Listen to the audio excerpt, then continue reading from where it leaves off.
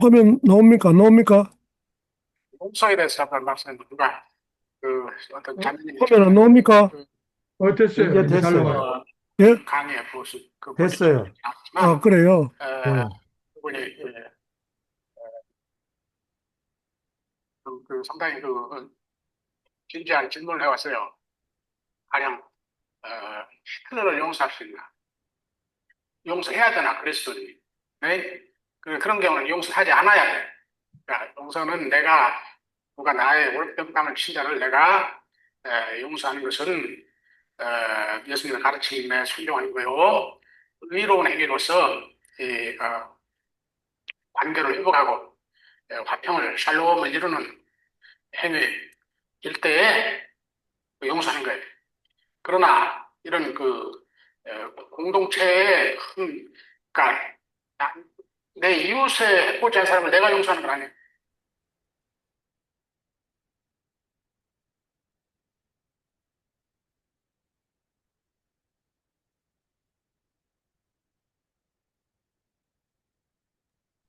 또 안 나와요. 소리가 또 안 나와요. 이제 소리가 죽었어요.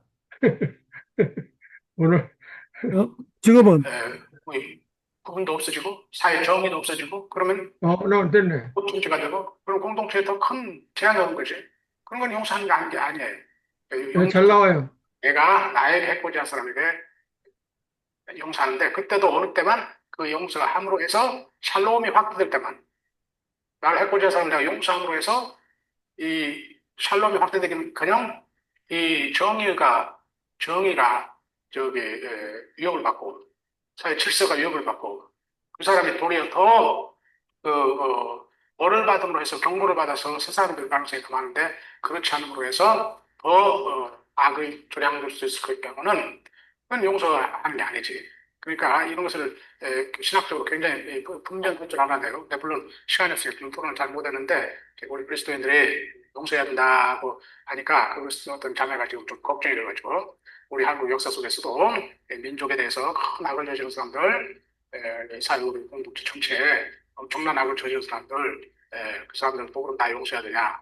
그러잖아요. 그러잖아. 그러니까 아주 극단적으로 하면 히틀러 용서해야 되냐? 그렇잖아요.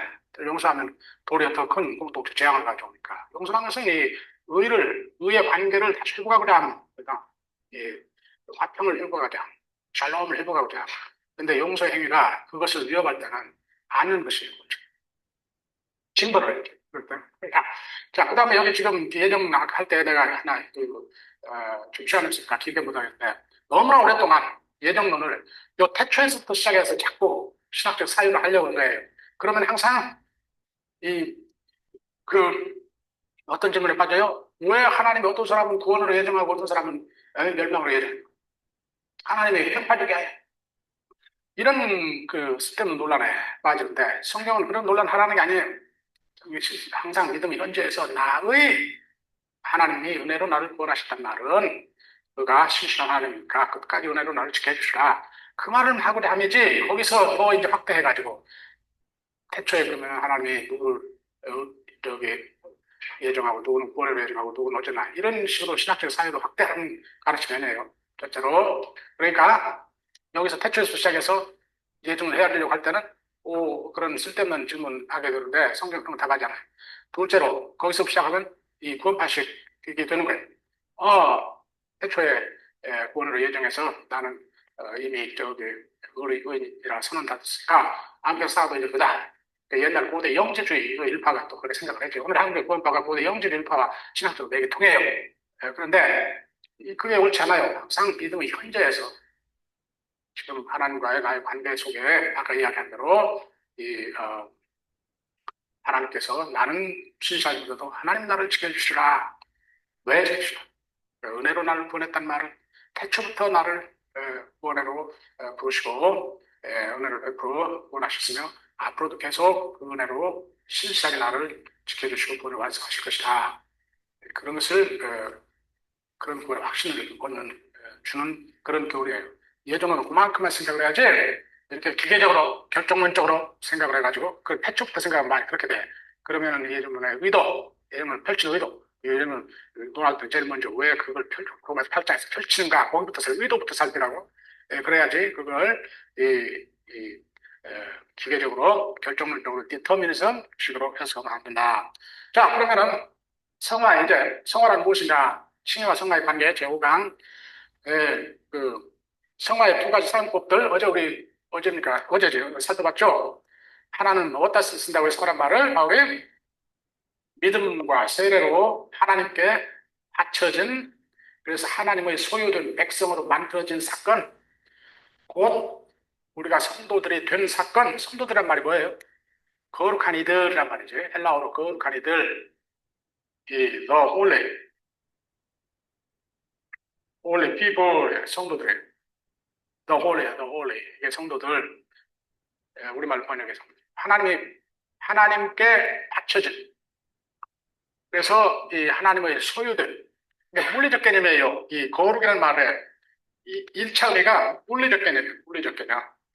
이 범상의 존재들로부터 선택되어 하나님께 바쳐진 것들. 그러니까 저 예루살렘에 있는 그 집이 하나님께 바쳐져서 그게 성전이에요.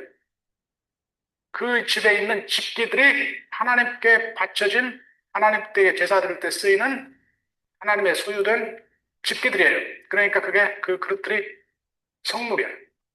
성스러운 거예요. 이스라엘이 거룩한 백성이에요. 첫째, 1차적으로 도덕적으로 완벽한 백성이라는 소리가 아니에요. 하나님께 바쳐진, 그래서 하나님의 소유된 백성이다. 그 말이에요. 그러니까 우리 그리스도인들이 믿음으로 부름받아 그 믿음이 공식화된 세례 때에 하나님께 바쳐지고 하나님의 소유된 백성이 됐어요. 그걸 성화한다. 성화가 첫째 그렇게 써요. 오마를 말하는데. 그래서 거기 내가 여러 구절들, 그래서 이걸 또 조금 부연 설명하면 성령에 의한 세례 때에 우리가 몸이 물에 씻긴 것이 무엇의 상징이야? 성령의 물로 추악한 죄악들로부터 씻음 받은. 그래서 고린도전서 6장 1절에 씻음이란 말이 나와요. 너희들이 성령에 의해 씻겨졌고 의인됐다. 그래, 거기에 성화란 말과 의인됐단 말이 나란히 나와. 그게 똑같은 사건을 말하는 거예요. 처음에 죄를 용서받고 하나님께 올바른 관계 회복된 하나님 나라에 바쳐진, 죄 용서받고 하나님 나라에 바쳐졌다 할 때는 법정적 개념이고 관계론적 개념이니까 의인이라는 말을 써. 근데 하나님의 소유된 백성, 죄가 씻어졌고, 죄 용서됐고, 법정적 개념이지. 죄 용서됐고 하나님 올바른 관계 회복됐다 할 때는 의인이라는 말을 써. 죄가 씻겨졌고 하나님의 소유된 백성 됐다 할 때는 성화라는 말을 써. 근데 벌써 여기서 두 개가 똑같은 실제를 말하는 두 가지 그림 언어구나. 의인이라는 그림 언어는 무슨 언어냐? 법정적, 관계론적 그림 언어. 성화라는 그림 언어는 의식적, 리추얼, 의례적, 리추얼, 레더를 어떻게 쓰죠? 어렵게 쓸 줄 아는데 틀렸으면 틀렸다고 했어요. 맞아요? 예, 한번 좀 읽긴 하겠는데 쓰려고 하면 이게 맞나 틀리나 하도 한번 오래 안 쓰니까 모르겠어요. 자신이 없어. 이 리추얼 컨셉트야. 이게 물리적 컨셉트. 하나님께 바쳐진, 소유된. 그러니까 여기 고린도전 6장 1절에 이 성화란 말과 칭이란 말이 똑같이 나오지. 나란히 동의어야. 그러니까 그러니까 성령을 받아 성령이 내주하는 자들이 되었음. 그게 언제 일어나요? 세례 때 일어난다. 세례 때 우리가 물 퍼부어줌, 성령이 퍼부어줌을 상징해요. 그래서 성령이 내줌. 그래서 이게 성화. 이게 뭐예요? 처음 그리스도를 믿음으로 의인됨의 사건에 상하는 똑같은 사건을 하나는 법정적 관계론적 언어로 말할 때는 의인 됐다고 그러고, 의례적 그러니까 이 justification. 이 고린도 1장 1절에 이 justification하고 sanctification이 나란히 나와요. 나란히. 지금 세례를 염두에 두고 한 소리거든. 고린도인들 너희들 지금 이런 불의도 저지르고 불의도 저지르고 이렇게 더러운 음행하고 우상숭배하고 더러운 일도 하는데 하나님이 우리를 의인이라 했다. 하나님이 우리의 죄를 씻어버렸다. 그러니까 죄 용서, 이 의인이라는 개념은 죄 용서, 하나님과 올바른 관계를 회복시켰다 할 때는 요 말을 써요. 이 죄 씻음, 죄는 일단은 더러운 걸 봐요. 더러운 씻음. 그래서 하나님의 소유된 백성. 이것도 관계이긴 관계지. 하나님의 소유. 이거 말하는 요 성화라는 거죠. 성화라는 거죠. 그런데 둘째로 하나님의 거룩한 백성의 살기를 또 성화라 그래. 예? 그래서 너희 몸을 하나님께 거룩한 산제사로 바치라. 예, 그런부터 시작을 해가지고 그래서 6장 특히 로마서 6장 15절에서 23절까지 해서 의의 열매를 맺어가기 그걸 성화라고 해요. 이 하나님 백성으로 살기, 하나님 올바른 관계에서 하나님 백성으로 회복이 됐으니까 그 속에 살기를. 자, 칭의와의 관계. 성화의 두 가지 사용법들은 칭의 믿음 세례 때 이루어지는 것과 회복된 관계 속에서 하나님 그리스도의 주권에 순종하여 살기, 즉 계속 의인으로 살기, 의회를 맺기와 일치하며 궁극적으로는 신약 구원론에 이미 천년을 받은 그러나 아직 완성받지 못한, 즉 종말의 완성을 향해 나아가고 있음의 구조를 반영하는 것이다. 그런데 칭의는 이 후자를 함축하지만 우리가 내내 강조해서 어제 공부하는 칭의는 이 5가지 포함한다고요? 하나님 올바른 관계 서 있기. 다시 말하면 하나님 아들 예수 그리스도를 통치하는 하나님의 통치에 계속 순종하기까지를 포함한다고. 이 칭의는 그것을 함축하지만 주로 전자와 관계에서 쓰이는 인상을 준다. 전자가 뭐예요? 죄 용서받고 하나님 관계에 올바른 관계 회복되기. 그게 언제 일어나? 믿음 세례 때. 거기에 관계에서 칭의를 많이 써요. 바울이 칭의라는 말을. 그런데 제대로 읽으면은 그렇게 해서 그 관계에 계속 서 있기, 하나님의 통치를 받기도 함축된다. 그걸 우리가 계속 본 거지. 근데 칭의라는 말을 바울이 어느 때 제일 많이 써? 무엇과 관계에서? 믿음 세례 때 죄를 용서받고 하나님과 올바른 관계에 회복되기, 사단의 나라에서 하나님 나라로 또는 그의 사랑하는 아들 나라로 전환되기, 거기에다 믿음 세대 때 일어난. 왜 바울이 거기와 관계에서 칭의를 많이 써? 그 이방 선교의 상황에서 유대주의자들과 율법의 역할에 대한 논쟁을 하기 때문에 거기에 대해서 칭의를 많이 써요. 반면에 성화는 두 용도가 다 나타나지만, 두 용도가 뭐라고요? 믿음 세례 때 일어나는 하나님 백성으로 만들어짐과, 둘째가 무슨 용도? 하나님 백성으로 계속 살기, 거룩한 백성 살기. 성화는 두 용도로 계속 쓰이지만 로마서 6장과 데살로니가서 4장 1절 12절 등이 주는 인상으로 하여금 후자와 함께 많이 생각하도록 한다. 즉 후자와 함께 생각하는 하나님의 거룩한 백성으로 살기와 관계에서. 여러분들 이해했습니까? 칭의나 성화나 둘 다 두 가지 용법이 있다고 해요. 하나는 첫 단계가 뭐예요? 믿음 세례 때에 하나님의 죄 용서받고 하나님 나라로 회복된, 하나님 올바른 관계 회복되면 하나님 나라로 회복되면 하나님 나라로 전이된, 이전된 두 번째가 뭐예요? 하나님 나라, 하나님 통치를 하나님 나라에 계속 서 있기, 계속 하나님 나라에 서 있기. 이 칭의의 두 가지 용법. 칭의의 두 가지 용법. 네? 두 가지 용법. 근데 두 가지 용법이 아니고 이게 하나라고 그랬어, 하나. 이렇게 해서 이렇게 된다고. 그런데 바울이 칭의는 이것과 관계해서 더 많이 써. 이것은 함축되어 있어요. 바울 칭의는 용법과 관계해서.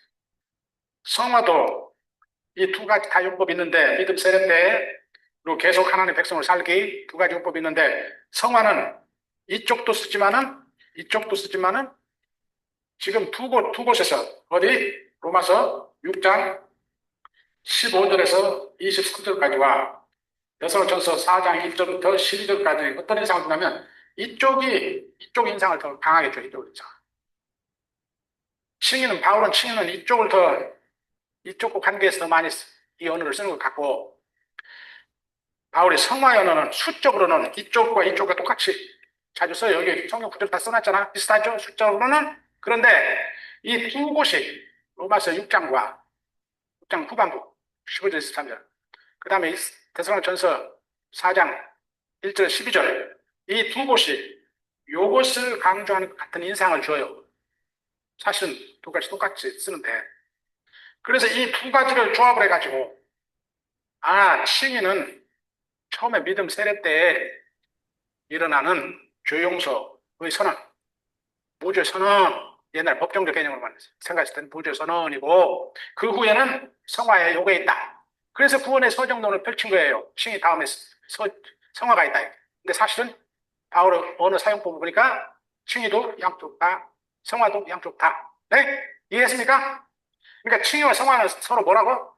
똑같은 reality, 똑같은 실제를 말하는, 이 똑같은 실제, 하나님의 백성들, 죄가 용서돼서, 칭의는 죄가 용서돼서, 성화는 죄가 씻겨져서. 단순히 차이라면 이걸 법정적 그림 언어냐, ritual, 의례적 그림 언어냐. 이 발음도 힘들어요. 의례적 제사 언어, 예배 언어, 성화라고 하는 그런 언어, 하나님께 맞춰주세요. 하나님께 제사제. 그래서 하나님 써야 돼. 성전, 그게 성물들 생각하세요. 그 언어 그림의 차이만 있는 거지, 그것이 말하고자 하는 실제는 똑같은 거예요. 하나님과 올바른 관계, 하나님의 백성이 된, 하나님의 통치를 받는 백성이 된.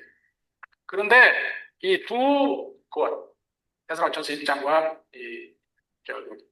로마서 6장이 주는 인상 때문에, 그리고 바울의 칭의는 주로 이방 선교의 그 상황 속에서 이 유대주의자들이, 유대인들도 율법을 지켜야 된다는 것에 대항해서 칭의를, 우리가 어떻게 무죄 선언되고 하나님 올바른 관계 형성되냐, 하나님 나라 이전돼서 하나님 백성 되느냐, 율법 지키면 되느냐, 할례 받으면 지키느냐, 아니다, 갈래 없이 된다. 그 논쟁을 자꾸 바울이 하니까 자연히 바울 서신에 이쪽 언어가, 칭의가 요것과 많이 관계해서 쓰인다고.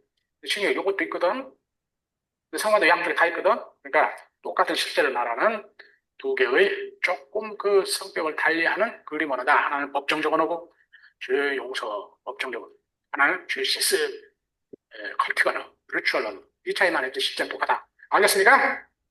근데 로마서 6장 19절 20절을 보면요, 사실은 거기 전에는 너희가 너희 지체를 부정과 불법의 종으로 내주어 불법에 이른 것 같이, 여기 부정한 것, 더러운 것과 불법의 종으로 내주어, 거기에 더러운 것 컬틱 언어지, 리추얼 언어, 거기에 반대말이고 성화, 불법, 법적 언어지, 그것의 반대말 칭의, 의인들 같이 나란히 써요. 그래서 불법에 이른 것 같이 이제 너희는 너희 지체를 의에게 종으로 내주어 거룩함에 이르라.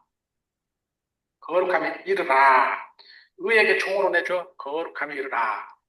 여기 의를 의인화해서, 이걸 다른 말로 하면 하나님의 아들 예수 그리스도의 주권에 순종하여, 그 말이에요. 주께서 우리에게 하나님께 의지하고 순종하도록 하니까, 그러면 우리가 모든 관계에서 나오는 의무를 우리가 다 하지. 그게 의지, 의를 숨기는 거지. 너희 지체를 성화를 위하여. 그래서 지금 19절을 보면요, 너희 지체를 의에게 종으로 내줘 거룩함이라. 이 말을 다른 말로 풀면 너희 지체를 성화를 위하여, 거룩함이라 성화를 위하여 의에게 종으로 내줘라. 여기서 어떤 인상을 받아요? 의를 행함으로써 성화를 이룬다. 의의 열매를 맺음으로 성화를 이룬다는 인상을 받지. 또 20절 20절, 전에는 죄의 종이 되어 의와 부강한 자도 여기고 너희가 부끄러워하는 열매를 맺고 결국은 사망은 무덤도다. 여기 부끄러움, 이것도 성화 개념이에요. 성화 개념. 그래서 의와 이 성화, 이 법정 언어와 리추얼 언어 또는 컬틱 언어를 혼합해서 써요. 그래서 그런데 또 22절 보세요. 그러나 이제는 너희가 죄로부터 해방되고 하나님께 종이 되어 성화를 위한 또는 거룩함에 이르는 열매를 맺는다. 여기 아까 19절과 또 똑같은 소리를 또 하고 있어. 의의 열매를 맺어 성화를 이룬다. 19절과 22절에 두 번 똑같은 표현을 하고 있어요. 19절에서 부정, 성화의 범주와 불법, 칭의의 범주가 함께 쓰이고 불법의 이름, 칭의의 범주와 거룩함의 이름이 병행되어 있는 것을 유의하라. 그러니까 현재적 칭의와 성화의 동일성을 우리가 볼 수 있죠. 그래서 그런데 19절, 22절에서 의의 열매를 맺어 성화를 이룬다는 뉘앙스에 유의하시라. 이 뉘앙스와 의의 열매를 맺어 성화를 이룬다는 이 두 구절의 뉘앙스와 칭의가 믿음과 세례를 인하여 그리스도인 됨의 시발점에 많이 적용되는 점이 함께 전통적인 신학자들에게 영향을 주어 성화를 칭의 다음에 오는 구원의 단계로 인식하게 하는 것 같다. 사실 이게 동의어적인 약간 그림이 다른 그러나 실제는 똑같은 걸 말하는 건데 바로 이 두 구절의 이와 같은 바울의 표현 때문에 그리고 칭의는 주로 바울이 이방 선교의 논쟁 속에서 이 그리스도인 되면 시발점에 적용하는 것에 적용 많이 하기 때문에 전통적인 신학자들이 이렇게 이 칭의 다음에 성화가 온다고 구원의 서정으로 이해를 한 것 같다. 그러나 앞서 본 바와 같이 한편 성화도 믿음과 세례로 인하여 그리스도인 됨의 시점에도 적용되고 다른 한편 칭의도 믿는 자들 일국된 하나님과 올바른 관계에 서서 하나님 또는 주 예수 그리스도의 통치에 순종하여 의로운 삶을 내포하는 것이라는 것을 제대로 파악한다면 성화를 칭의로부터 근본적으로 구분할 수가 없다. 여기 로마서 6장 19절에 칭의의 범주와 성화의 범주가 뒤섞여 병행으로 쓰임도 그들의 근본적인 하나됨을 암시하는 것이다. 최후의 심판 때도 마찬가지예요. 최후의 심판 때도 흠합성, 행망할 것이 없음이 칭의와도 함께 쓰이고 성화에도 함께 쓰이는 것을 보시라. 로마서 8장 31절 39절, 고린도전서 1장 6절 8절, 빌립보서 1장 10절 11절에는 이 흠없음, 책망할 것이 없음을 무엇과 함께 써요? 칭의와 함께 써요. 법정적 언어가. 그런데 데살로니가전서 3장 12절 13절, 5장 23절 성화와 함께 써요. 데살로니가전서 3장 13절 성화에 있어서 책망할 것이 없는 자로 주께서 너희를 견고하게 세울 것이다. 그래 하나님 심판자. 그래서 이렇게 흠없는 자, 책망 없는 자를 칭의와의 개념과도 쓰고 성화의 개념과도 쓰고 골로새 1장 22절은 이 의례적 언어, 그러니까 성화의 언어와 법정적 언어가 섞여 나와요. 거룩한 그리고 흠없는, 이건 무슨 언어? 의례적 언어지. 거룩하고 흠없는 재물. 저기 예를 들어 성전에 바치는 양은 어찌해야 돼? 흠이 없어야지. 여기 흠없는, 헬라어로 아모모스는 흠없는 그런 재물의 언어예요. 재물의 언어. 그게 성화의 언어예요. 책망할 것이 없는, 이건 법적인 언어예요. 법정 언어. 이게 함께 빌립보서 2장 10절도 마찬가지. 책망할 것 없는 흠없는 자녀, 흠없는 이건 컬트 언어예요. 성화의 언어. 책망할 것 없는 이 법적 언어예요. 법적.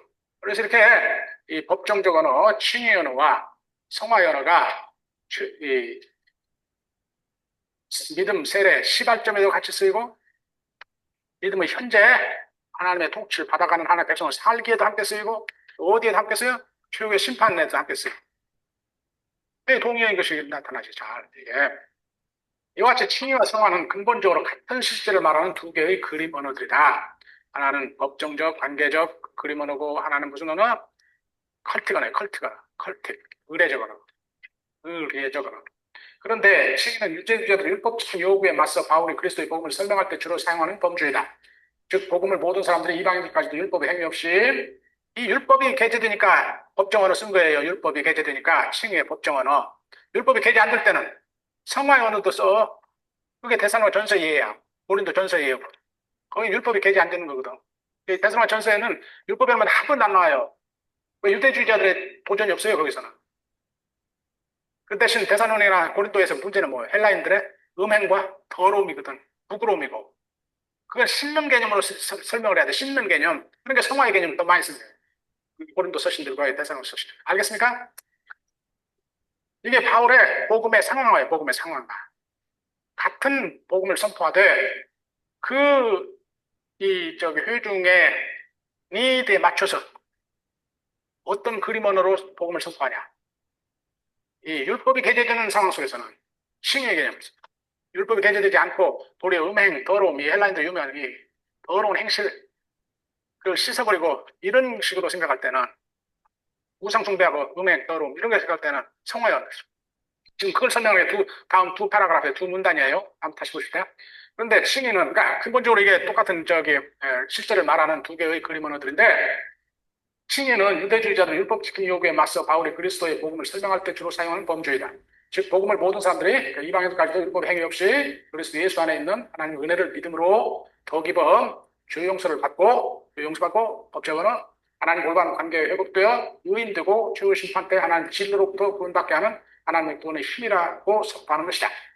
그러기에 유대주의자들과 논쟁의 상황을 염두에 두고 쓴 로마서, 갈라디아서, 빌립보서 3장 등의 칭의가 현저히 나타나는데 그것들에서는 인간의 근본 문제를 죄로 규정하고 이 문제를 해결하는 칭의의 시발점, 믿는 자 되어 주 용서받고 하나님과 올바른 관계 회복됨에 초점이 맞추어져 설명되고 있는 것이다.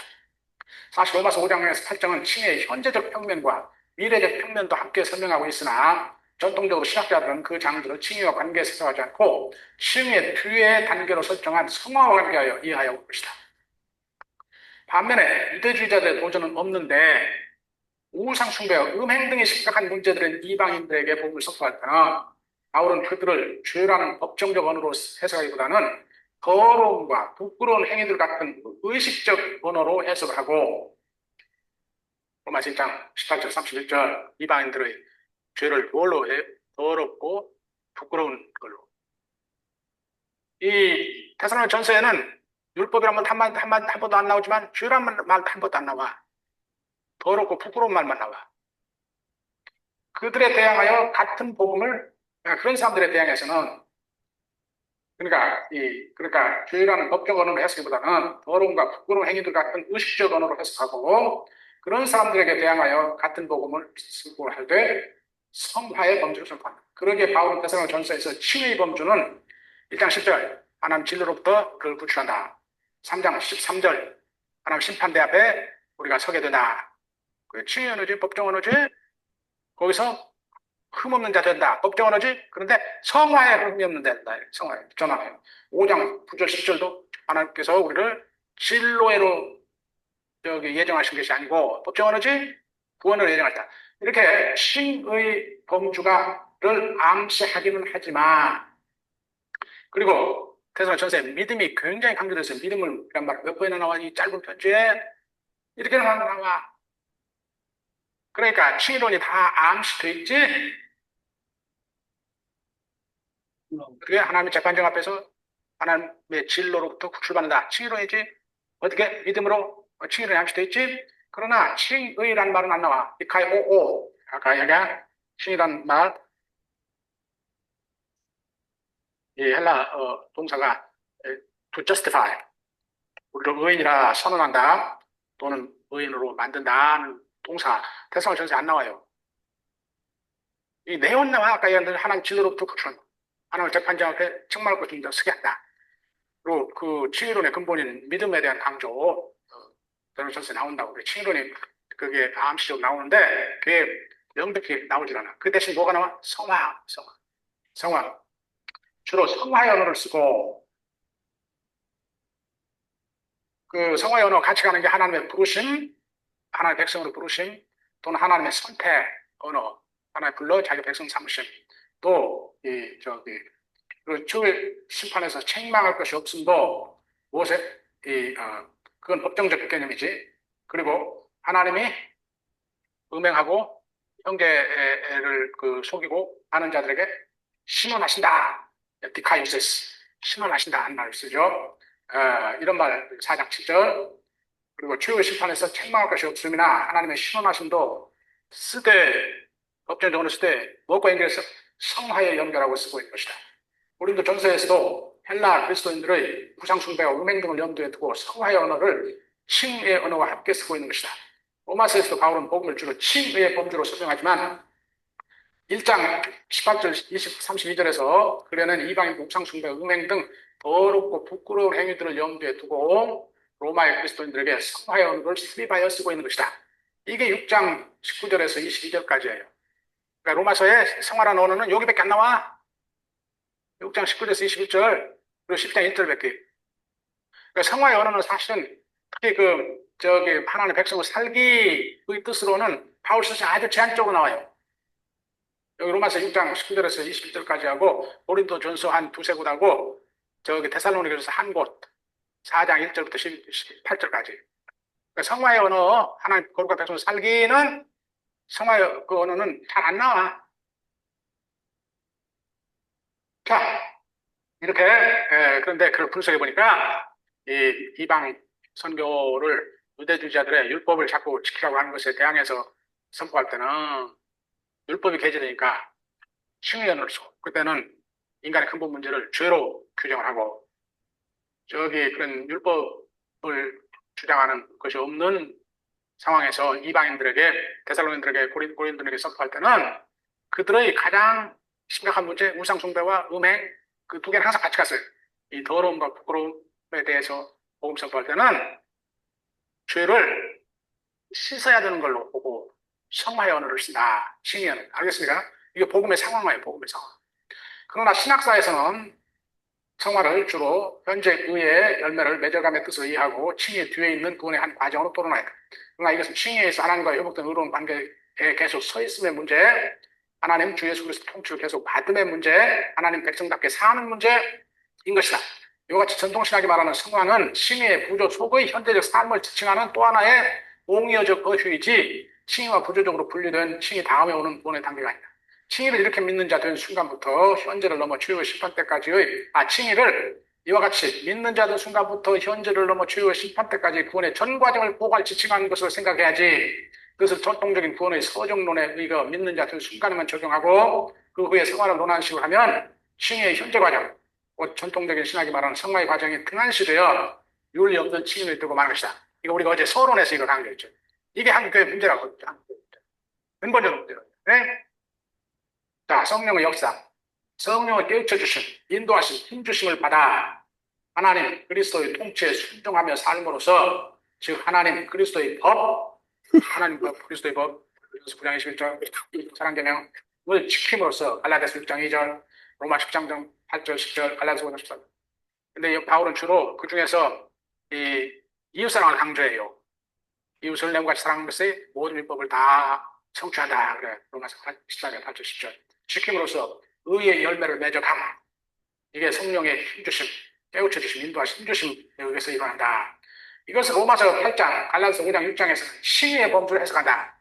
전통적으로 이걸 성화로 생각을 하는데 칭의의 범주에서 하나님의 그의 아들을 우리를 위한 대속을 위해서 바쳐지게 하시는 말미암아 예레미야 31장 그 유명한 새 언약의 예언이 성취되고 예레미야 36절, 30절 우리 안에 새로운 심장을 줘서 심장의 내면에서부터 새로운 영을 주고 새로운 심장을 줘서 이 율법에 순종하여 율법의 정당한 요구를 성취하게 한다는 것이 성취되어서 우리를 하여금 율법의 정당한 요구를 성취하게 하셨는데 이게 로마서 8장 4절의 뜻이에요. 그리스도 하나님께서 그의 아들을 보내서 그의 아들의 몸에서 율법을 정죄하신 것은 보내는 것이겠지 목적. 율법의 정당한 요구가 성취되게 하기 위해서. 율법의 정당한 요구라면 어디서 나왔어요? 예레미야 31장, 에스겔서 36장, 37장에서 나온 말이에요. 성령을 받아 또는 새로운 심장을 받아 내면에서부터 율법을 지킴. 그래서 우리가 그렇게 됐다 이거예요. 성령을 받아서. 우리가 이제 육신을 따라 살지 않고 성령을 따라 삶으로써 율법의 참뜻을 진정으로 실행해 갈 수 있게 된다. 이것이 칭의의 현재 과정으로서의 의의 열매를 맺어간 즉 의의 살기의 단계이다. 그러나 데살로니가전서 4장 3절 8절에서 이것을 우리가 예레미야 31장 예수께서 36장 30장의 성취로 우리에게 주어진 성령의 힘으로 하나님의 뜻은 우리의 성화를 이루어가는 과정이라고 설명을 한다. 그러니까 로마서는 똑같은 예레미야 31장, 에스겔서 36장 30장을 염두에 두고 우리가 칭의를 이루어가는 과정이라고. 성령을 받은 것을 우리가 성령을 받아 성령의 도움으로 사는 것을 성령에 따라 산. 로마서 8장의 언어가 성령에 따라 걸어간, 육신을 따라 걸어가는 게 아니고 걸어간다는 언어예요. 그걸 우리말 의역으로 해서 성령에 따라 산다고 그러는데 원래 그 문자적으로 보내면 성령에 따라 걸어간 셈적 언어법 있죠. 살면 육신을 따라 살면 죄와 죽음에 이르러요. 그런데 성령을 따라 살면 의와 생명에 이르다. 그지? 근데 로마서 8장에서는 또 무엇에 근거해서 그런 소리를 해요? 예레미야서 31장, 그 다음에 에스겔 36장 37장. 그런데 똑같은 진리를 데살로니가전서 4장 1절부터 8절까지는 성화라고 그래. 에스겔서 36장 37절, 예레미야 32장을 염두에 두고, 그러니까 그러나 데살로니가전서 4장 3절 8절 이것을 그러니까 예레미야 31장, 에스겔 36장 37장의 성취로 우리에게 주어진 성령의 힘으로 하나님 뜻인 우리의 성화를 이루어가는 과정이라고. 육신을 따라 삶으로서 맺는 육신의 열매들, 갈라디아서 5장 12절 21절, 우상숭배요, 음행이요, 분쟁이요, 질시요, 다툼이요, 우상숭배와 뭐예요? 모든 도덕적 악행들이 집히는 거예요. 성령을 따라 삶으로서 맺는 의의 열매들 빌립보서 1장 11절, 그들은 성령의 힘입어 맺는 것들이므로 그들을 갈라디아서 5장에서는 성령의 열매들이라고 한다고 아까 얘기했죠. 근데 그건 우리 다 알지? 아까 본 바와 같이 하나님과의 관계, 올바른 관계에 서 있음에서 얻는 것, 믿음, 소망, 그리고 이웃과 그래야 올바른 관계 속에서 맺는 열매들. 네, 오래 참음, 겸손함, 네, 온유함, 신실함. 다 뭐라고요? 사랑, 무엇보다 사랑. 다 도덕적 가치들이라고. 성령은 다 도덕적. 육신의 열매, 다 도덕적 악행들이고. 그러니까 성령 하면은 우리 한국의 샤머니즘의 깊은 뿌리 때문에요. 성령 하면 그냥 무슨 마력으로만 생각을 해, 맨날 마력. 근데 성령 열매는 도덕적인 열매들, 도덕적인. 자, 성령 열매가 뭐요니까 이중 사랑 계명을 지켜서 하나님을 사랑하고 이웃을 사랑하여 얻는 열매들을 어떻게 이중 사랑 계명을 할 수 있어? 성령의 깨우쳐 주신 인도하신 힘 주심 아니면 어떻게 해? 그러니까 성령 받고 성령에 따른 사는 삶의 진정한 징표들이야. 그러니까 칭의의 징표들, 성화의 징표들이 똑같아요. 성령 역사에 대한 샤머니즘적 이해가 되죠. 성령 역사에 대한 신비주의적 미신화하는 성령 역사를 빙자하여 도리어 불의하고 더럽고 부끄러운 삶을 조장하는 분들을 낳는 경향이 있어요, 이게. 그래서 이 산상순 끝에 마태복음 7장에 뭐라 그래요? 예수께서 경고하죠. 성령의 영감을 빙자해서 주의 이름으로 선지자 노릇도 하고 뭐 귀신도 쫓고 병자도 고치다는데, 근데 악행을 저질러. 그래서 뭐라고? 나무를 보고 열매를 보고 나무를 하는데, 그럼 악행이 열매 맺는 놈들, 이제 예수님이 뭐라고 그래요? 내가 너희를 도무지 모른다고 쫓아내버린다고. 그게 거짓 선지자들. 요새 말로 하면 성경의 거짓 선지자는 요새 말로 하면 이단자들란 말이지. 이단자들.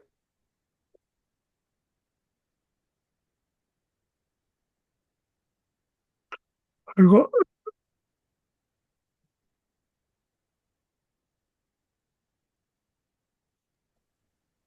예, 예, 유병상 목사님 안녕하세요. 예, 안녕하세요. 좀 늦게 들어오셨네요. 돌아왔습니다. 예, 건강하시죠? 반갑습니다. 네, 예, 반갑습니다. 더운데 예, 건강 조심하십시오. 제가 오늘 중요한 그 이야기를 들었는데 예, 어, 우리가 이게 그 김선 교수가 계속 이제 전통적으로 칭의와 그 성화를 이제 분리해가지고 이제 시간 순서적인 어떤 그런 이해로 이때까지 해왔는데 김선 교수의 논지는 이제 같은 개념을 이 법정적으로 보느냐, 제의적으로 보느냐, 이제 이런 식으로 설명해서 같은 개념이다 이렇게 이제 이야기했는데 이제 저는 이 사실을 거기 김선 교수가 몇 년도에 나온지 모르겠는데 한 10년쯤 아마 됐을 거예요. 10년 넘었겠네. 칭의와 성화라고 하는 그 책을 읽으면서 거기에서 이제 요 이제 설명을 이게 잘 이렇게 하셔서 그때 완전히 이제 새로운 이제 개우침을 이제 얻었거든요. 그래서 저는 이제 좀 이제 우리 송 교수가 이제 참석했기 때문에 지금 김세인 교수가 이야기하는 이런 식으로 많은 그 신학자들이 그것을 받아들이고 좀 그래야 하고 있는지 아니면은 계속해서 이제 징의와 성화가 이제 분리된 것으로 해가지고 전통적인 어떤 그런 입장을 계속 고수하고 있는지 이런 게 좀 궁금해요. 예. 제가 대답해야 하나요? 아니요. 예, 우리 송재영 교수한테 지금 질문했습니다. 예. 예. 사실 제가 94년도에 대학원 신대원 갔는데요. 사실 그때 이미 교의학 교수였던 유해무. 유영희 교수님이 어, 그 구원의 서정, 소위 말하는 이제 황금 사슬에 대해서 비판을 했었거든요. 예, 그 기억이 했죠. 예. 나요. 그러니까 이제 개혁주의 진영 내에서도 교의학자들도 그것이 정당하지 않다는 걸 알고 있고요. 이게 교의학도 교의학적인 접근뿐만 아니라 성경을 읽어만 봐도 로마서에 나와 있는 이제 시제나 표현들이 이게 논리적인 순서이지 사고의 논리적인 어떤 그 연관성을 얘기하는 거지 절대로 구원받은 신자의 삶 속에서 나타나는 그 시간상의 순서는 아니라는 것을 이제 확인할 수 있잖아요. 그리고 이제 바울 신학도 사실 이제 세관점 이후에 또 김세현 교수님의 오랜 동안 주장이 영향을 미쳐서 상당히 많은 분들이 이제 그 교의학적인 순서로서 이렇게 얘기하는 사람들은 오히려 드문 것 같아요. 그러나 제가 보기엔 여전히 이 신약학자들도 타성에 젖어 있거나 옛날 생각이 바뀌지 않는 관성이 잘 안 바뀌거든요. 그런 생각을 하시는 분들도 여전히 많이 있고요. 그러니까 실제로 제가 이렇게 대화를 나눠보면 당연히 칭의와 성화가 다르다. 이 마치 쓰나미가 지진파가 일어났는데 그 쓰나미는 상당히 1시간 뒤, 2시간 뒤에 그 해변에 도착하잖아요. 그러니까 사실 이런 논의들이 많이 일어나고 있는데 실제로 교수님들이나 교수님들의 강의를 통해 들은 목사님들이 그것을 바뀌는 데는 시간이 걸리는 것 같아요. 그래서 실제 현장에서는 칭의와 성화는 의학적으로도 신학적으로도 다르다.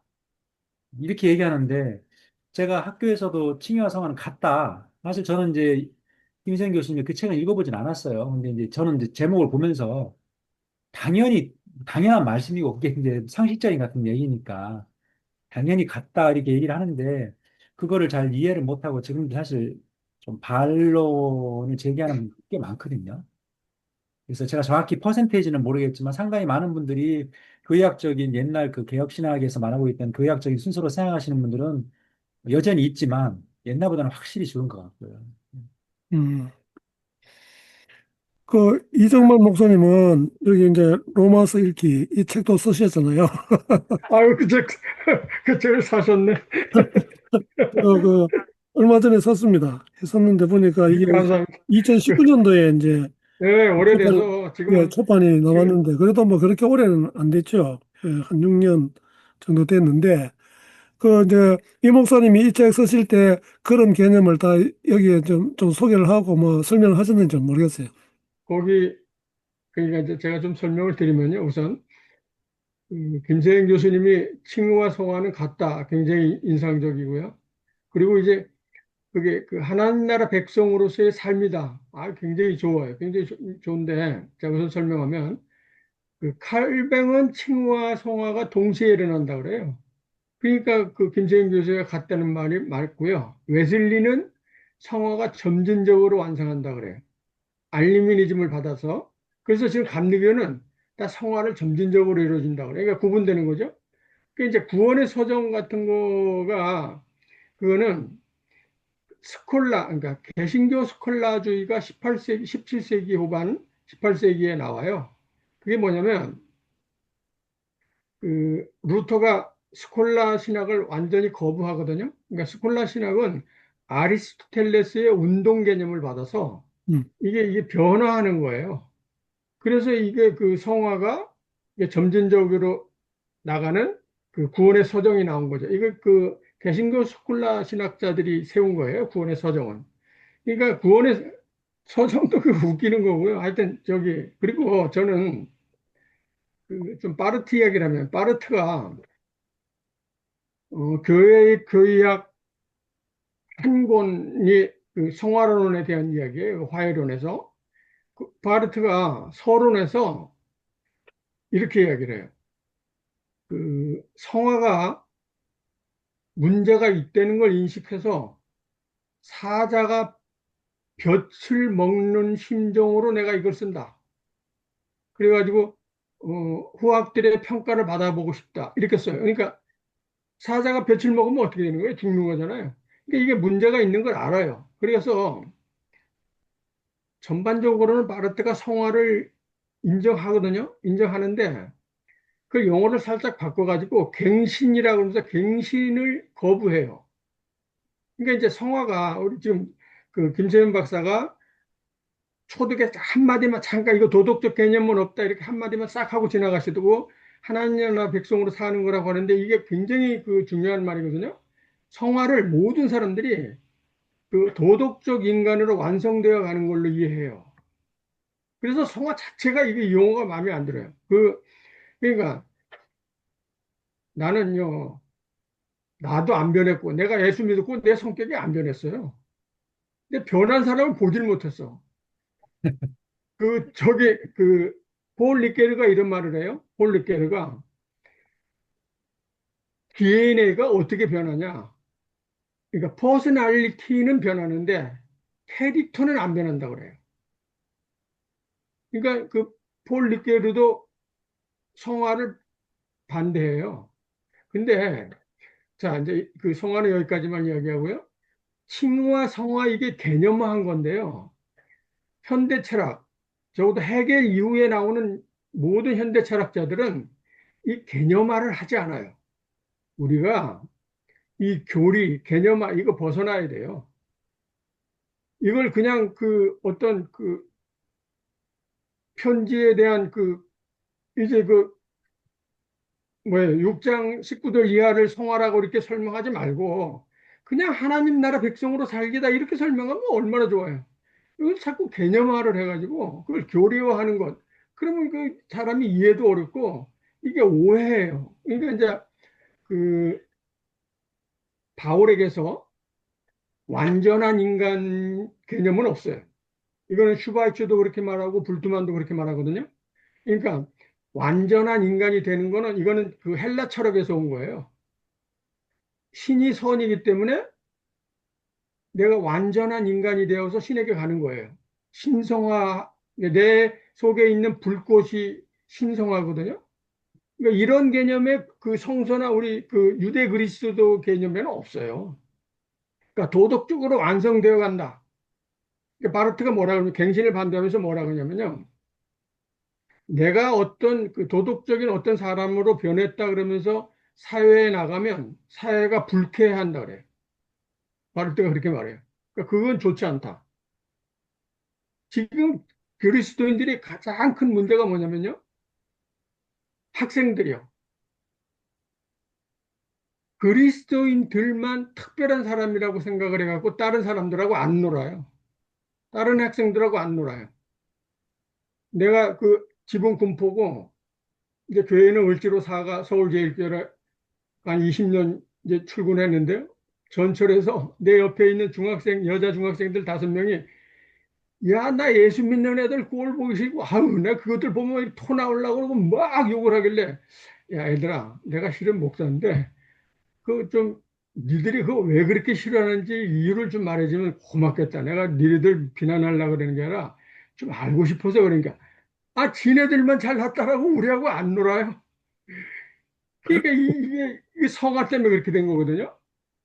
그러니까 이제 여기서 그 거룩이라는 개념이 이제 이스라엘도 거룩이라는 개념을 오해한 거고요. 선택받았다고 하는 거가 그 이제 선조들의 어록을 보면 일장일절이 울타리를 쳐라 울타리를 쳐라예요. 근데 이게 하나님으로 선택받았다는 거가 출애굽기 19장 5절 6절 보면 세상의 제사장으로 삼은 거거든요. 세상으로 나가는 거예요. 근데 세상으로부터 벽을 친 거죠. 그러니까 예수님 시대 때 이게 거룩 개념을 오해한 건데 지금 우리도 똑같이 이 거룩 개념을 오해해서 세상으로부터 벽을 쳐요. 그렇기 때문에 칭이고 성하고 이 개념을 하지 않는 게 전 제일 좋겠어요. 여기까지만 하겠습니다. 그런데 이게 개념화 없이 어떤 것을 이해하고 설명을 할 수 있는지 잘 모르겠어요. 그래서 그게 교리가 된 건데요. 그걸 2000년 동안 해왔으니까. 그러니까 이제 현대 철학자들은 특히 비트겐슈타인이 그걸 제일 싫어하는데요. 그러니까 비트겐슈타인이 누가 그거 정의를 해주세요 그러면 쫓아내요. 그 현대 철학자들은 지금 그 바울을 재해석하는 알랭바디오나 지젝이나 뭐 아감벤이나 전부 이 개념화해서 설명하는 건 일도 없어요. 예, 그 그러니까 문제는 우리 그 다음에 우리 이제 이 목사님한테 따로 이제 시간을 좀 드릴 테니까 이제 그런 이제 철학하고 관계돼서 한번 우리 이제 그 신학을 또 이렇게 좀 이렇게 둘러봐야 될 이제 그런 필요가 아마 있을 것 같아요. 그래서 다음에 한번 그런 이제 시간을 갖도록 하고, 우리 그 김동일 선생님은 좀 어땠어요? 그리고 저 지금 이제 이 목사님 하신 거에 대해서도 조금 하실 이야기 있으면 좀 해도 좋고요. 감히 고수님들이 하시는 말씀에 제가 무슨 말씀을 하겠습니까? 예, 김세현 교수님의 칭의와 그 성화를 같게 이해하시는 그 관점은 최소한 성서 본문을 조금만 주의 깊게 보면은 그렇게 생각할 수 있을 것이라고 생각이 듭니다. 항상 이제 제가 이런 강의를 들을 때마다 아쉬운 것은 뭐냐면, 왜 우리는 성서를 이렇게 잘못 읽고 신앙생활을 하는가? 왜 목사님들은 왜 이렇게 성서를 잘못 읽고 계시는가? 그러니까 이게 칭의, 성화, 이런 그 교리적인 그런 문제는 굉장히 그 중요한 건데, 왜 그 중요한 것조차도 이렇게 다르게 읽고 설명하시는가? 저도 신대원 다닐 때, 이 조직신학에서 구원론 배울 때, 구원의 서정에 대해서 열심히 배웠거든요. 배웠는데, 나중에 김세영 교수님 그 책 한 번 읽고, 그 다음에 이 강의도 제가 전에 들었어요. 그리고는 그 개념 다 없애버렸다고요. 아이고, 이거 완전히 잘못됐구나. 그래서 저는 이제 이런 강의를 듣고 이렇게 할 때마다, 참 뭐, 언제까지 우리가 공부를 더 해야 되고, 언제까지 이것은 잘못됐다. 이건 잘못 오해한 거다. 이렇게 한 것을 언제까지 이렇게 파헤쳐야 되는가. 이런 데 대해서 약간의 실망감 같은 것이 솔직히 조금 있습니다. 다행히 또 이렇게 같이 공부하면서 또그 성서를 바로 읽기 위한 어떤 그런 것들을 이렇게 해나가는 것에 대해서 또 감사하기도 합니다. 이상 더 드릴 말씀이 예. 없습니다. 제가 지금 주 모임을 하는 것도 방금 이제 김종일 선생이 이야기한 그게 제일 핵심되는 겁니다. 잘못 알고 있는 것이 의외로 많고, 그 다음에 모르는 것도 너무 많고, 그래서 제 나름대로 뭐 이런 자료 찾고, 뭐 유튜브나 뭐 이제 책이나 여러 가지 또 이제 우리 이제 강사님들 모시고 이제 이야기를 듣는 게 그게 좀 이게 주된 이제 내용인데, 이런 것들을 사람들한테 잘 이렇게 홍보하고 가르쳐야 되는데, 그 사람들이 그거 자체를 좀 잘 안 들으려 해요. 그러니까 공부에 대한 좀 알러지 반응이 있어서 그런지 뭐 유튜브 이런 걸 봐도 쉽게 좀 이렇게 배울 수 있는데 좀 그런 게 많이 좀 아쉬움이 있습니다. 예, 그 이 목사님 잠깐만요. 한번 이야기하세요. 이야기하세요. 잠깐만요. 잠깐만. 구원의 서정의 근거 본문이 8장 예, 30절이거든요. 예, 예. 나오죠. 예. 네. 그런데 그게 대단히 오해한 거예요. 그게 그냥 하나님의 나라 백성, 내가 이거 우리 카톡방에도 한번 올렸었는데, 제 책에 있어요. 30절 찾아보면. 음, 이게 그냥 하나님 나라 백성에 부르셔서 사는 건데, 이게 단계가 있다고 설명한 거예요. 이건 전혀 오해한 거예요. 그런 거 없어요. 예. 우리 이재열 선생님 좀 이야기 좀 해주시죠. 잠깐만 지금 저 예, 이야기하시기 예, 전에 예, 예, 예. 이거 지금 칭의와 성화를 저는 사실은 동의하고요. 근데 이 칭의와 성화가 같다고 말하면 지금까지도 사실은 목사님들도 받아들이기 힘들어 하거든요. 많은 제 이제 학생들도 보면 칭의는 칭의고 성화는 성화다. 근데 칭의와 성화가 다르지 않다고 말하는 근본 이유를 한번 짚고 넘어가야 될 필요가 있다고 생각해요. 당연한 것 같지만. 김세현 교수님하고 저하고 방점이 다를지는 모르지만 김세현 교수님은 성화가 칭의와 다르지 않다라고 말하는 것보다 칭의가 성화와 다르지 않다라고 말하려는 게 크다고 봐요.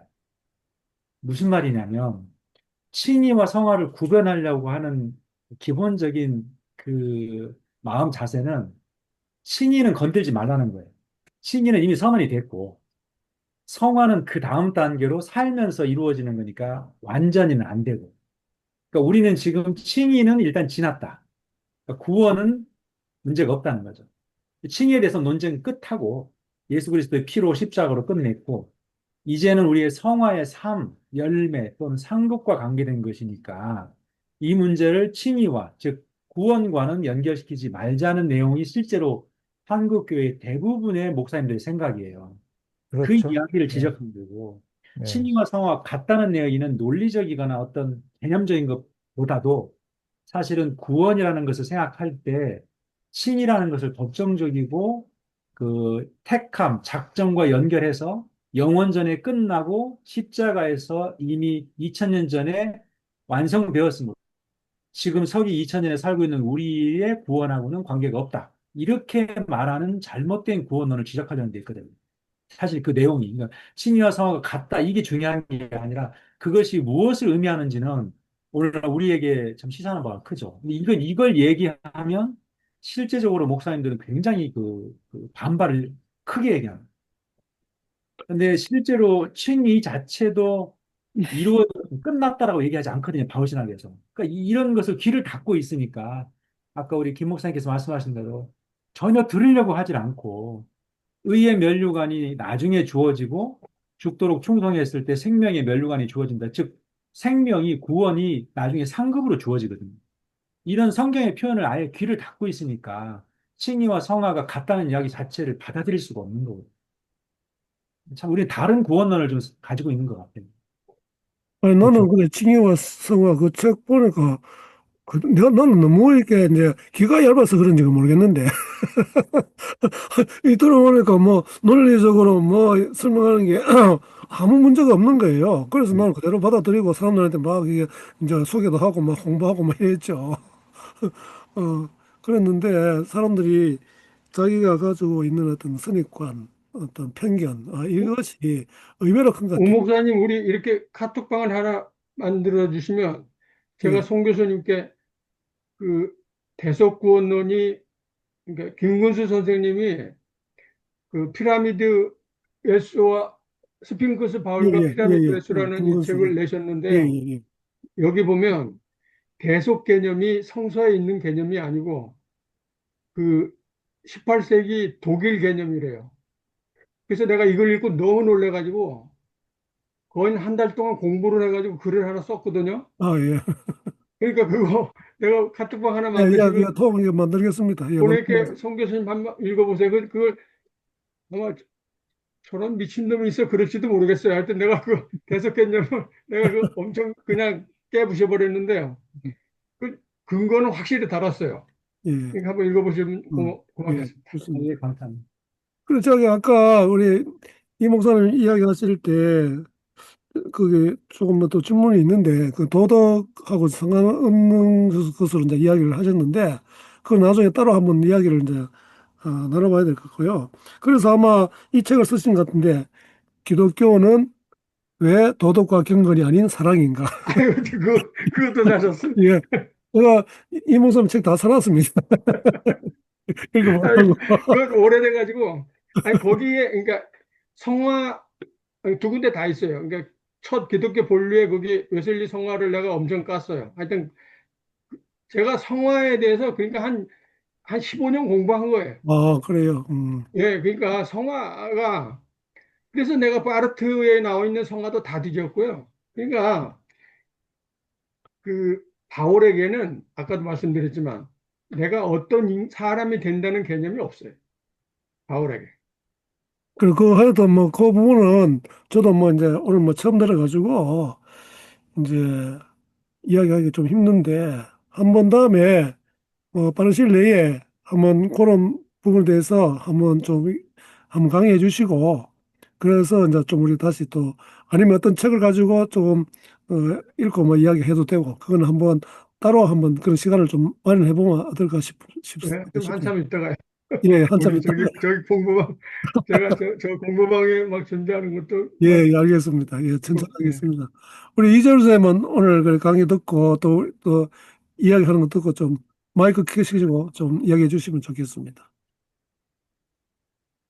예, 오늘 참 이게 두 개가 별개가 아니다. 음. 그런 얘기를 뭐 듣기는 했지만, 아이고, 이번 방대한 근거 비자를 갖고 막 이렇게 대조를 해서 이게 다른 게 아니다. 그러니까 이거 참 반박은 뭐 못하겠고,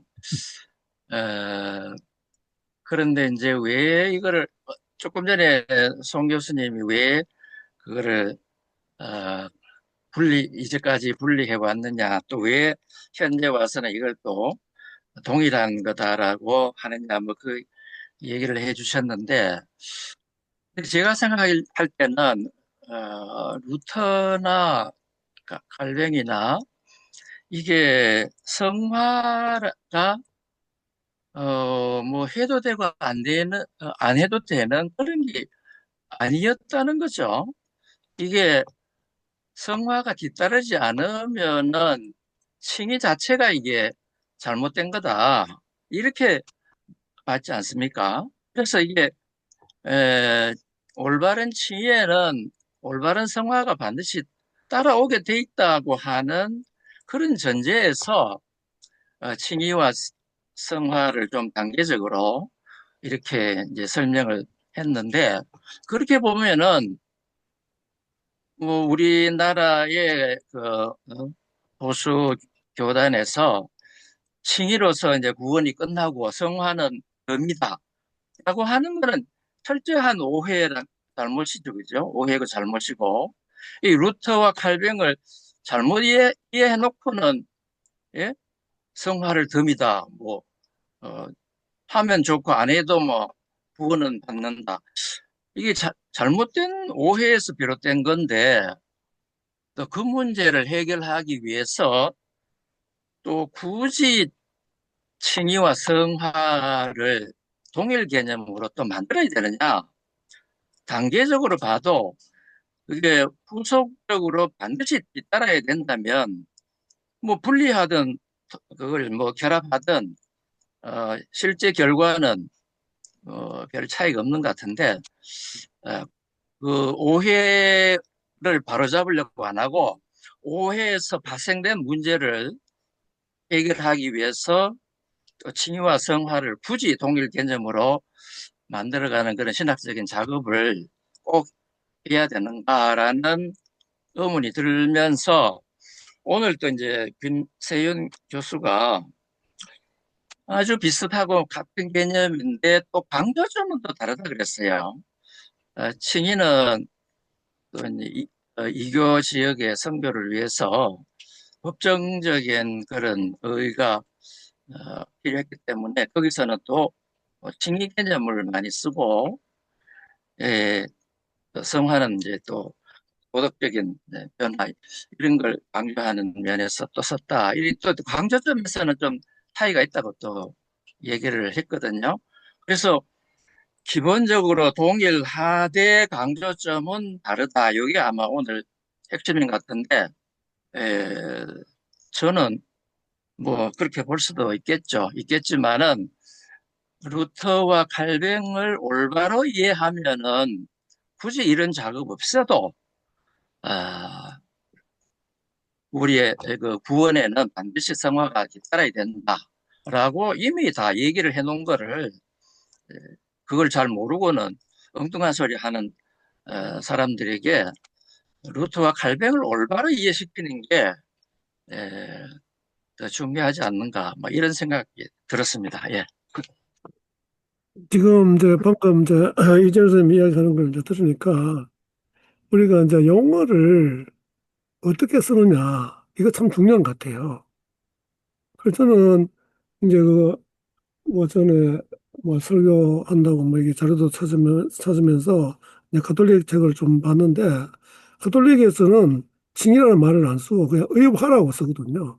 의화 그러니까 의화 여기에 성화라고 하는 개념이 하고 다 들어 있는 거예요. 그러니까 거기에 제가 뭐 이제 그 깊이 있게 이제 뭐 이제 그 보지는 않아 가지고 그런데 그 용어 자체가 이 벌써 우리는 칭이 그러니까 칭한다 이렇게 하니까 그냥 그 실제적인 어떤 삶의 변화가 없는 이제 이런 개념만 딱 이제 들어오는데 의화라고 딱 해버리니까 이게 딱 이제 와닿는 거예요. 그만큼 우리가 어떤 단어를 쓰느냐에 따라서 이제 많이 다르고 이제 똑같은 단어를 쓰더라도 이제 그 이제 내용이 그 개념이 좀 다르면은 이제 또 오해할 수 있는 그런 부분이 있는데 저는 의화가 참 좋은 거기 용어다 이렇게 좀 이렇게 현재까지 그렇게 생각하고 있거든요.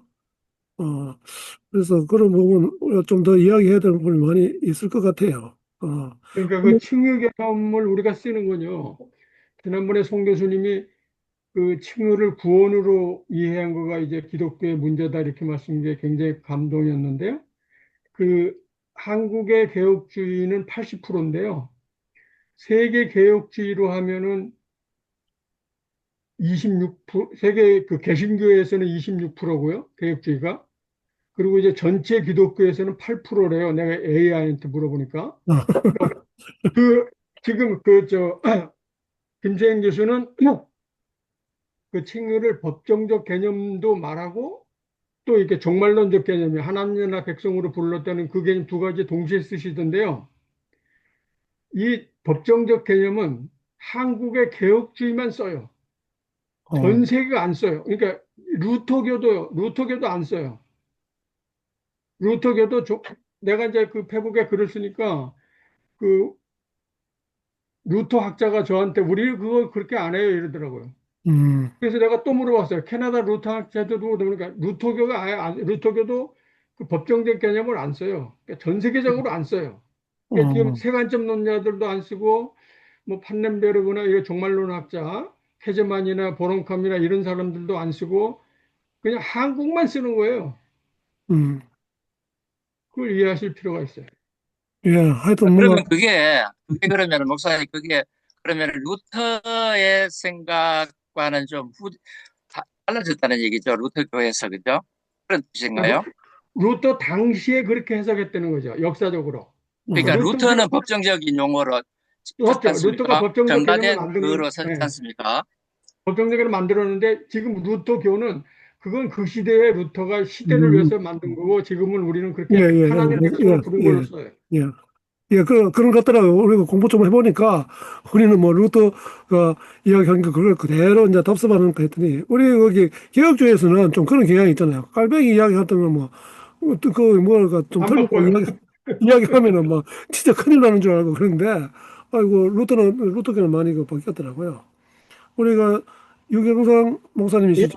예, 예, 예, 조금 오늘 뭐 강의 다 들으신지 모르겠는데, 예. 조금 하시고 싶은 이야기 있으면 좀 해주시면 좋을 것 같습니다.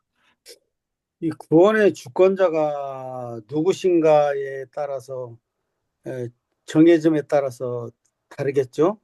주권자는 하나님이시니까 이 칭의는 하나님이 인간이 의롭다 인정하는 그 과정이라고 봐야 되거든요. 중국어 성경에는 칭의를 의롭다 인정하심 이렇게 됐거든요. 의인이 아니고 한국 성경에는 의인으로 써 있어요. 한글로. 그런데 한자로는 의롭다 인정함 이렇게 돼 있거든요. 뭐 좀 나중에 제가 잘못된 거 있으면 말씀해 주시기 바랍니다. 근데 이게 객관적인 것이 있고 주관적인 것이 있잖아요. 사람마다 다 생각이 다르니까. 그런데 우리는 그 성화가 어떻게 되었는가를 모르잖아요. 자신만 알 수 있잖아요. 아까 김세현 박사님 말씀하실 때는 칭의의 열매 이런 식으로 말씀하신 것 같은데, 그리고 성화는 그 드려지는 재물, 예물 이런 개념으로 말씀하신 것 같은데요. 제가 볼 때는 사람이 자기 감정으로 내가 의롭다함을 받았다라고 인정을 하거든요. 근데 그것은 하나님이 인정하시냐, 인간이 인정하느냐, 내가 인정하느냐, 누가 인정하느냐, 그걸 모르잖아요. 그래서 하나님으로부터 인정되어진 것이 칭의라고 봅니다. 저는. 그래서 법적 용어라고 이렇게 다들 얘기하죠. 근데 우리가 믿음 생활을 하면서도 좀 더 점진적인 것을 더 바라는데, 구원은 이루어졌고 점진적인 믿음의 좀 단계에 올라가는 것이지, 그것이 구원의 단계가 아니라고 저는 보거든요. 몰라, 제가 잘못됐는가 모르겠습니다만은 저는 그렇게 봐요. 그래서 가장 중요한 것은 성경 말씀이잖아요. 말씀에서 어떻게 얘기하는가. 칭의, justification이라고 얘기하는지 알고 있거든, 저는요. 예. 그리고 그렇게 배웠고, 근데 이게 하다 보니까, 이게 공부도 하고, 하다 보니까 무슨 얘기가 있냐면, 생각이 드냐면, 인간들이 인본적인 상식으로 그 칭의, 성화, 이런 걸 다 나눠요. 하나님은 말씀하지 아니하시는데, 인간들의 생각으로 다 나누고 있다고요. 그것 갖고 싸우고 있다고요. 그리고 그것이 옳다고 얘기하거든요. 그것이 다 주관적인 생각이거든요. 객관적인 것은 아니라고 봐요. 그래서 오늘은 뭘 느꼈냐면 칭호와 성화는 같다 이렇게 느꼈는데 이제 들었는데 저는 그렇게 노트에다 한번 적어봤습니다. 칭의의 열매는 성화다. 칭의의 열매는 성화다. 이런 생각이 들어요. 성화가 구원을 이루는 단계가 아니라 성화는 그 맺히는 열매가 있지 않습니까? 삶 속에서 그것이라고 보거든요. 구원은 이미 끝났죠. 칭의 하나님께서 인정하시는데 너는 의롭다 하셨는데 다 끝났잖아요. 구원판은 아니고. 그런데 그걸 가지고 뭐 그것이 구원의 단계, 그것은 구원은 끝났고 구원 받은 자의 그 믿음의 단계가 성화라고 저는 생각이 되어져요. 예, 그 예, 그렇습니다. 부분은 이제 우리가 아까 우리 이제 송 교수님이 좀 이야기 이제 좀 아까 이제 좀 했는데 그거는 이제 우리 보통 이제 전통적으로 이제 이해하는 이제 그런 이제 개념인 것 같아요. 예, 그래서 예, 예. 그 칭의와 성화라고 하는 김소영 교수가 쓴 뭐 안 두꺼운 책입니다. 그거 읽어보시면은 오늘 이야기한 그런 내용들 아주 상세히 다 나와 있기 때문에 예, 그걸 다 되고 해서 이런 유튜브 뭐 간단하게 듣는 것보다도 그거 들으면 충분히 그 지금 제가 볼 때 조금 이제 오해하시는 그런 부분이 있는 것 같은데 아마 예, 깨끗하게 아마 정리가 되면 될 것 같아요. 그래서 다음에 우리 한번 또 이제 이정만 목사님 또 나중에 한번 강의를 하실 그런 기회가 있을 때 이걸 또 같이 좀 이야기도 하고 예, 아마 예. 그때도 뭐 한 타임 가지고는 안 될 것 같고 좀 더 시간을 가지고 하면 좋겠습니다. 우리 송 교수님 한번 고맙습니다. 예, 예. 는 아니 이제 칭의와 성화가 같다고 뭐 얘기를 결론이 그렇게 얘기했는데 이제 그 김생 교수님 말씀은 하나의 실체를 표현하는 두 가지 측면이다. 예, 같은 건 그렇죠. 아니고 아, 예. 같은 것을 그러니까 동시에 일어나는 것을 설명하는 것뿐이지 같은 건 아니거든. 예를 들어서 우리가 그리스도의 신부가 되기도 하고 새로운 피조물이 되기도 한다.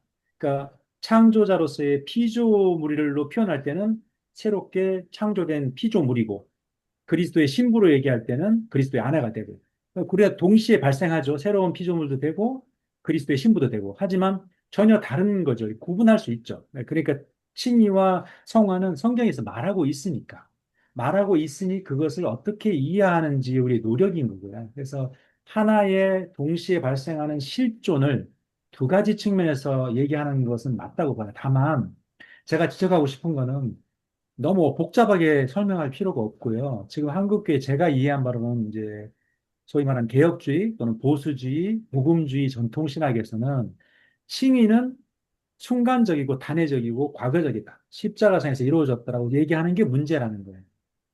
그러니까 사실은 칭의가 재판에 대한 얘기인데 제가 지난 시간에도 얘기했듯이 재판은 남아 있거든요. 최후 심판이 남아 있어요. 그래서 제가 학생들한테 얘기해요. 칭의는 재판에서 옳다고 선언되는 건데 비록 우리가 온전히 의롭지 않아도 예수 그리스도의 대속의 은혜와 공로로 말미암아 대언자이신 예수 그리스도의 변호를 통해서 의롭다고 여겨지는 것이다. 그럼 그 재판이 언제냐? 일어나지 않았어요. 이게 마지막 때 이루어지거든요. 그래서 핵심은 바울이 나중에 그 마지막 그 디모데 후서입니까? 거기 보면 자기가 의에 달려갈 길을 다 마치고 난 다음에 의의 멸류관이 준비되었다 이렇게 말하거든요. 이게 칭의의 용어거든요. 그러니까 칭의 자체가 바울은 분명하고 명백하게 예수 믿을 때 법정적으로 선언돼서 끝났다라고 결코 말하지 않는다는 거예요. 그러니까 바울이 말하는 방식을 바울이 말하는 대로 이해하고 설명하고 가르치면 간단해요. 그러니까 칭의를 많은 분들이 내가 믿을 때 의롭게 선언되었다. 끝. 이렇게 생각하니까 문제가 발생하는 거예요. 그러니까 칭의는 여전히 미래적입니다. 이거를 김세현 교수가 유보적 칭의라고 말하니까 이게 문제가 된 건데 저는 그 표현을 되게 좋아하지 않아요. 종말적 표현도 중요하지 않고요. 칭의 자체가 원래 과정적이고 최종 심판 때 이루어지는 거거든요. 이게 바울의 말한 방식을 따라 이해하는 것이 제일 좋다고 생각합니다. 그걸 오해하다 보니까 자꾸 칭의는 선언됐다, 끝났다. 그 다음에는 뭐냐? 성화, 영화. 이건 아직 온전히 이루어질 수 없다. 이렇게 얘기하는 것 자체가 바울적인 교의학이 아니고요. 조직신학이 아니고 바울이 말하는 것을 따라하지 않는다는 거예요. 간단하게 바울이 성경에서 말한 걸 그대로 설명하면 이해가 어렵지 않다고 저는 생각합니다. 느헤미야 김동준 교수가 꼭 송 교수님 같이 이야기하더라고요. 그러니까 그 죄 용서가 죄가 없어진 거 아니다. 칭이라고 해서 죄가 없어진 게 아니라 그렇게 식으로 해서 송 교수님하고 비슷하게 예. 설명하는데 그게 이제 우리만 그런 게 아니라 초대 원시교회에서도 이것 때문에 그 요한일서 1장 8절에 죄가 없으면 거짓이라고 하는 구절이 나오는 거예요. 죄 없다고 그래서 이제 그 베드로 후서 같은 데는 바울은 알지 못하는 말을 한다 그런 구절도 나오고요. 그러니까 지금까지 2000년 지나서서 원시교회 그 논쟁이 지금도 있는 거예요. 그러니까 지금 송 교수님 말씀은 이게 굉장히 중요한 건데요. 십자가가 완전 구원이 아니에요. 그러니까 하나님 나라 백성을 그렇게 말씀하시면 부르심이지. 조금 도발적이긴 한데 무슨 의도인지 충분히 수용할 수 예. 있습니다. 그러니까 지금 아까 이제 그 김선 교수가 이제 유보적 칭의라는 이제 용어를 썼잖아요. 그것 때문에 우리 고신적 거기 아마 저 교수 몇 명이 이제 그거에 대해 가지고 제가 또 반론하는 이제 책을 썼어요. 제가 아마 지난번에 이제 이야기해 주실 건데 제가 사보려 하다가 책값이 아까울 것 같아가지고 제가 안 사봤는데 그런데 저는 이제 그 유보적 징이라고 하는 말도 지금 상황에서는 뭐 이제 괜찮은 용어다. 저는 그건 이제 그렇게 좀 생각을 합니다. 왜냐하니까 사람들이 워낙 지금 뭐 모든 게 이제 그게 다 결정났다 이렇게 이제 이야기를 하니까 이제 그런 이제 유보적이라는 말을 이제 끌어다가 이제 그냥 한 것 같아요. 그러니까 아마 그 개념은 뭐 이제 송 교수가 이야기하는 건 아마 다 똑같다고 나는 이제 보는데 잠깐만요. 그 유보적이라는 말의 의미, 우리가 상급을 얘기하면 상은 급이 없잖아요. 상급은 차이가 있잖아요. 마찬가지로 유보적 칭의라는 말은 음, 사실은 현재는 칭의가 없는 거예요. 그렇지. 미뤄졌다는 뭐, 거예요. 근데 그거 틀린 말이에요. 예, 지금도 칭의가 예, 있어요. 그 어감이 이상해요. 지금도 칭의가 있기 그런 뜻에서 좀 그렇게 오해될 수 있다는 거예요. 이게 그러니까 오해될 수 지금 있다. 이미 시작된 칭의. 하나님 나라가 지금 그 유보됐다고 말하면 하나님 나라가 안 왔다는 건데 아직 지연됐다는 건데 하나님 나라가 오긴 왔거든요. 그러나 하나님 나라가 올 거죠. 마찬가지로 칭의를 받았는데 음. 칭의가 또 받게 될 거라는 거. 이 두 개 다 말해야 된다는 거예요. 예, 이제 알겠습니다. 결국 하나님 나라의 개념에 좋은 하나님 나라, 지적이네. 음, 심판이 유보됐다고 하는 건 맞는데 칭의가 유보됐다 그러는 건 좀 곤란하다. 아니, 그런 말씀이세요. 예, 무슨 말 알겠습니다. 예, 네. 그러니까 지금 이제 그러니까 칭이라고 하는 그 개념 자체에 그러니까 하나님 나라 이중성 그 개념하고 똑같다고 보면 이제 예, 되는 똑같습니다. 맞아요. 그러니까 그러면 다 깨끗하게 다 이해가 되죠. 예, 어려운 게 아니에요. 예, 그러니까 예. 그러니까 그렇게 그 얘기하면 유보적이나 이런 것보다도 오늘 뭐 그게 아주 또 해결이 됐네요. 예, 하나님 나라 왔냐 그럼 왔다. 하나님 음, 나라 올 거지? 음, 왔다. 올 거다. 다 음. 오케이 하거든요. 예, 예, 맞습니다. 예, 어렵게 됐냐? 됐다. 음, 어렵게 될 거다. 음, 오케이 안 한단 말이에요. 그게 음. 모순이에요. 예, 논리적. 맞습니다. 예. 역시 이렇게 뭐 모여가지고 이렇게 주고받아야 뭔가 궁금한 것도 해결도 좀 되고. 이세훈 교수도 제가 유보적 칭의 읽어보니까요. 그 심판이 유보됐다 그런 의미로 쓰신 거긴 맞아요. 네, 근데 맞습니다. 용어가 이제 오해할 염려가 있다. 예, 예, 그렇죠. 예, 다 그냥 그런 뜻이죠. 예, 시간이 좀 됐는데 오늘 뭐 마쳐야 될 것 같습니다. 다음 주에는 그 최현 목사님이 땅과 부동산 투기 우리 관심이 많은 건데 시간이 되면 더 들어오셔가지고 더 듣고 좀 토론도 하고 하면 좋겠습니다. 예, 수고 많으셨습니다. 예, 오늘 뭐 좀 여러 가지 좀 이게 진행이 매끄럽지 못해가 죄송합니다. 아닙니다. 수고하셨습니다. 네, 예, 감사합니다. 수고하셨습니다. 예, 네. 수고했습니다.